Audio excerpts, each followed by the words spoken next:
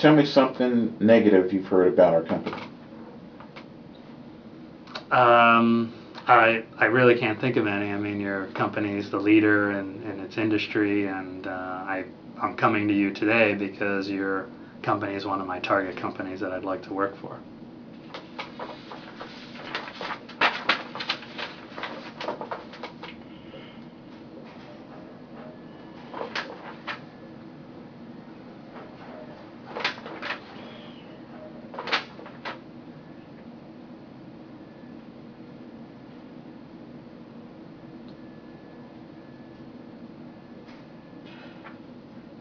Actually, I'm actually practicing right now. I'm practicing silence. All right. What good books have you read lately? Well, the one I mentioned before was a good one, Gregory Hicks.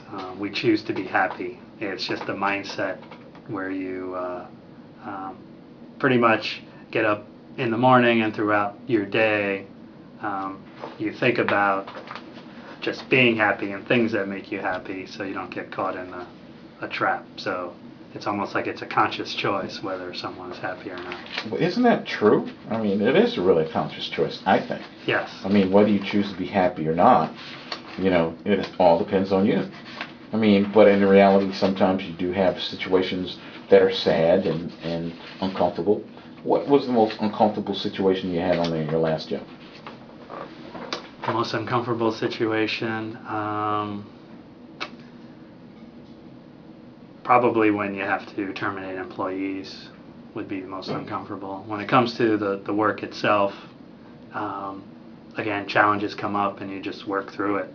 So there's no uncomfortability, let's say, by talking to the business unit about things that you agree or disagree with as far as their business plan or their objectives.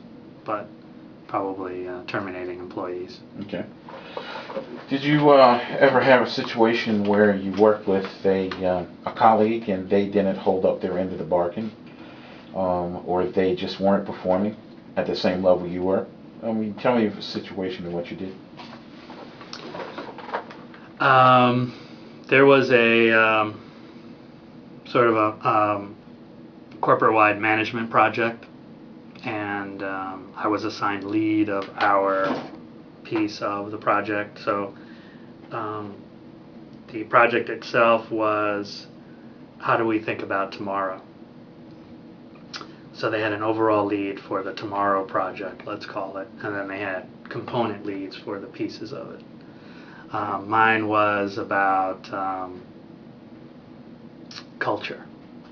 So how do we prepare the company for the culture for tomorrow's culture? Because obviously demographics change, employees change. So how can we stay ahead of the curve as Mercedes-Benz? So I was a lead, and we were all managers, so we were all at the same level. And we were specifically instructed not to delegate to our subordinates, that this was strictly a management project. So I was assigned the lead of that project, so I took the lead, and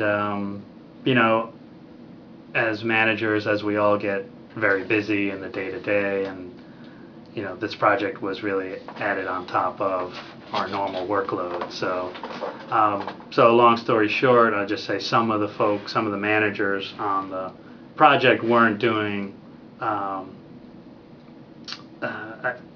the research that they were assigned to do wasn't coming in within the due dates. So what I did was I just sent emails, just kind reminders, because again, I'm sympathetic to being busy. And I just said, look guys, this is an overall assignment, but it's also a test for ourselves on how we need to hold each other accountable. So it's really a test within a project test, because the management consulting group that's in there is also assessing us, not just the output of the project. So I think let's try to pull together and hold each other accountable for getting some of these things done. And just based on those very cordial type conversations, the information started coming in. So. Okay, good. And why do you think that you're the best guy for this job? Based on my background and my ability